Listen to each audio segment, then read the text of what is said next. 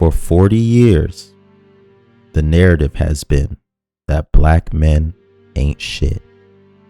The very second a black man starts to respond to this, the Keisha warriors from Keisha's simp army try to shut you up and shut you down.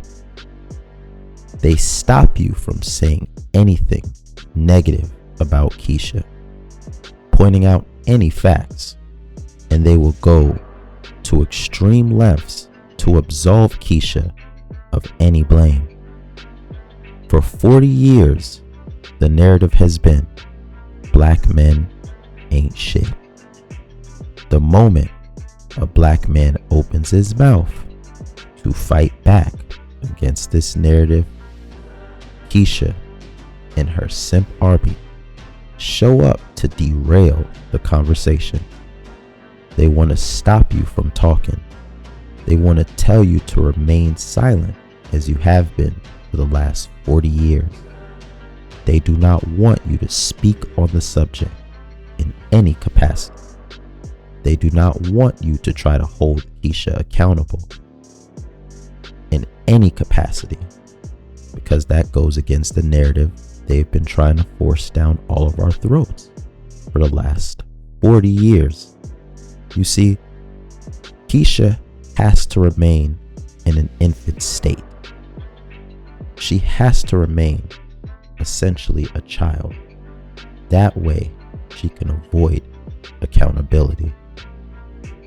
Brothers are finally starting to wake up and reclaim their image, fight back for their image. Black men ain't shit has been dominating the narrative for 40 years. It has been dominating black media, black entertainment, the airwaves, the music. Every piece of black media that we consume tries to remind black brothers at every single turn that they are not a fucking thing. Brothers literally grow up being told this. I've talked to brothers who have told me that one of the things they remember hearing from their mother is their mother looking them right in their face and telling them, "You ain't shit, just like your daddy. You ain't gonna be shit, just like your daddy."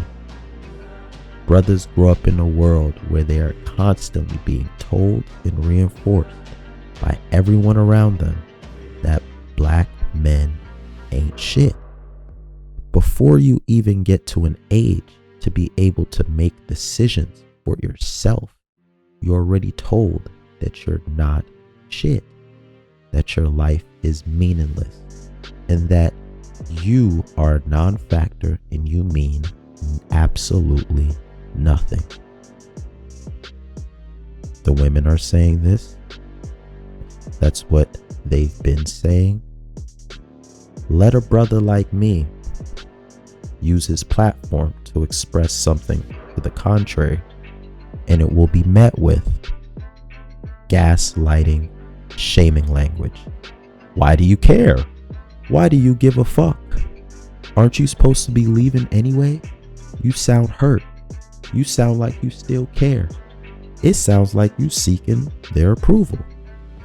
It's always met with shaming language, trying to shame you out of talking about observable facts, observable truth. They are constantly trying to shame you out of talking about things that make them uncomfortable. They want you to simply keep your mouth shut, keep your eyes shut, and continue mopping up after Keisha's mess.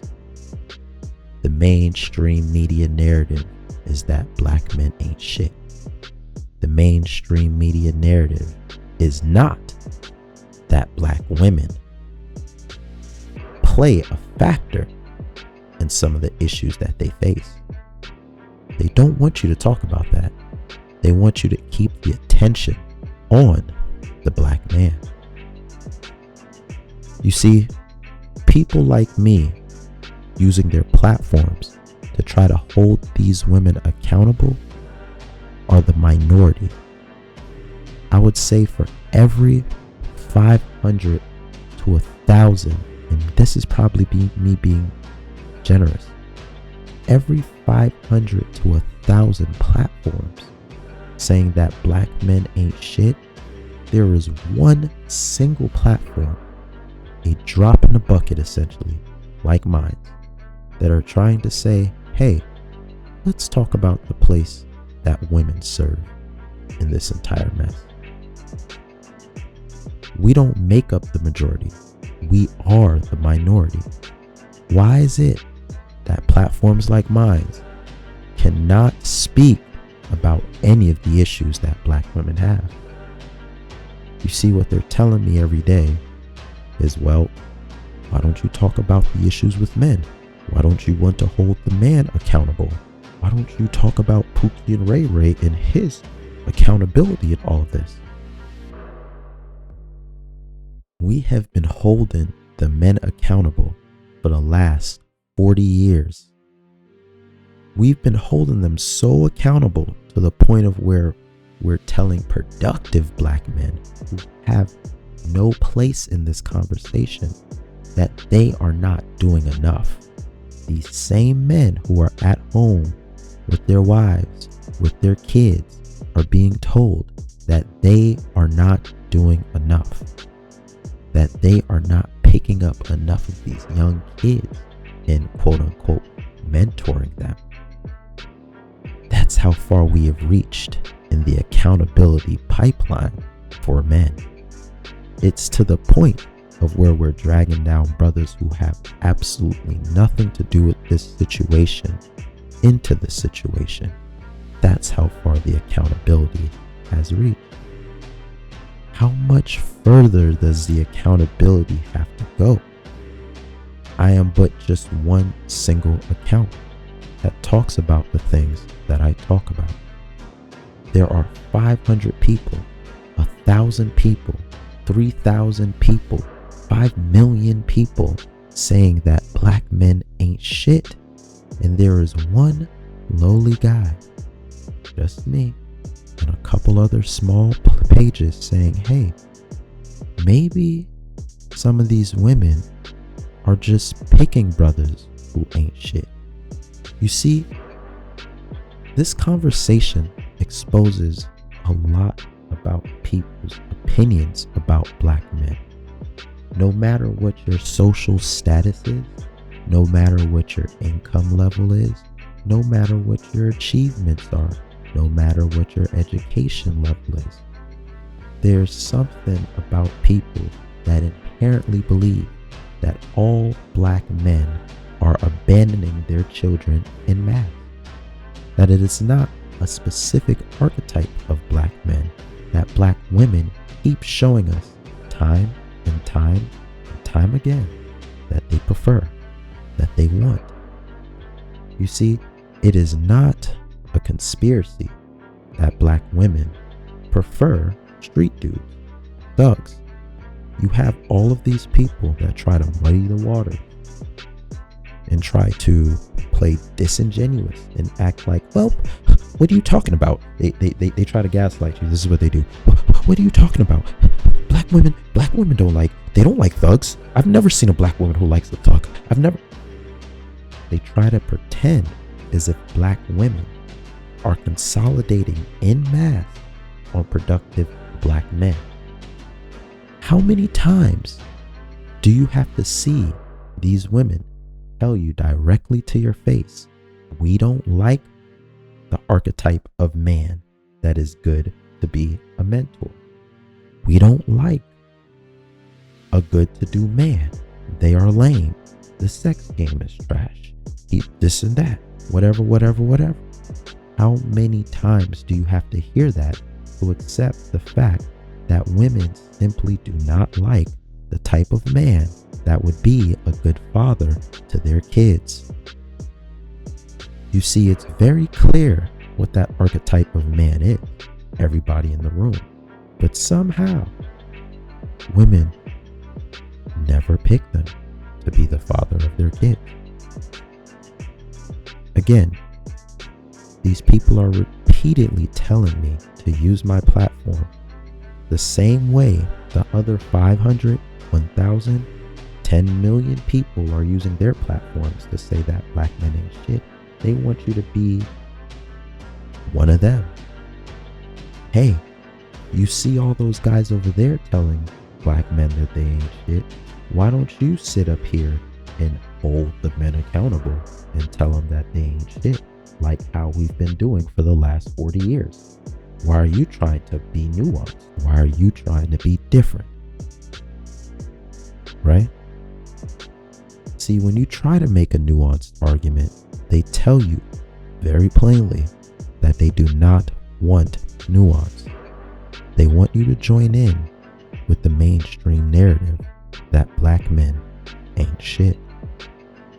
They don't want you saying that women contribute in any way. That's where they draw the line. We need to keep the accountability on black men. Even the one who has no kids.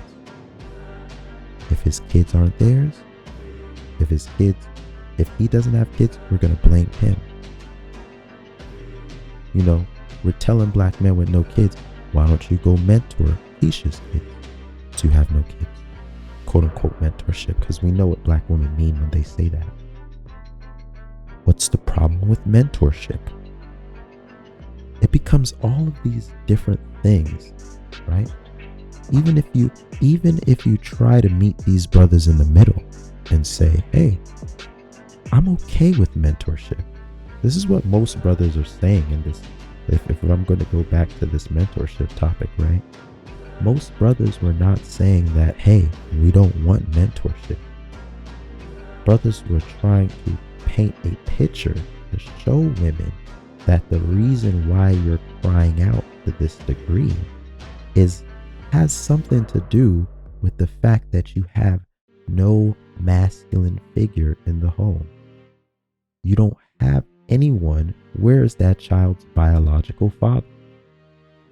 You see, these women are using the term mentorship disingenuously, and they want us to not call them out for it. You see, they want to try to describe it as just true mentorship. And when you listen to how they are describing it, what they're describing is a parental figure, not a mentor. You see, the problem with these kids is not a mentorship issue. It's a lack of fathers issue. Well, if there is a lack of fathers, then that means the father left the home. So shouldn't the father get the blame and not the parent that's in the household? That's what they'll tell you. No. Women have agency. We are not in a, what do you call it? We are not in an arranged marriage situation here in America. We do not do arranged marriages here in the United States of America. I cannot force a woman. Do you think we would have this issue if we elected a council of men to decide who women get to sleep with and have children with? I would bet every single dollar in my pocket that this issue would not exist if men were in charge of picking who women get to sleep with and who they get to have kids with. This is an issue that specifically has something to do with women's mate selection. But anytime you try to mention that, they will gaslight you. They will try to take the conversation off of that. They don't want you to speak about the elephant in the room. Yeah, that's it for this video. Thank you guys for listening. Please subscribe. Please like the video. Peace out.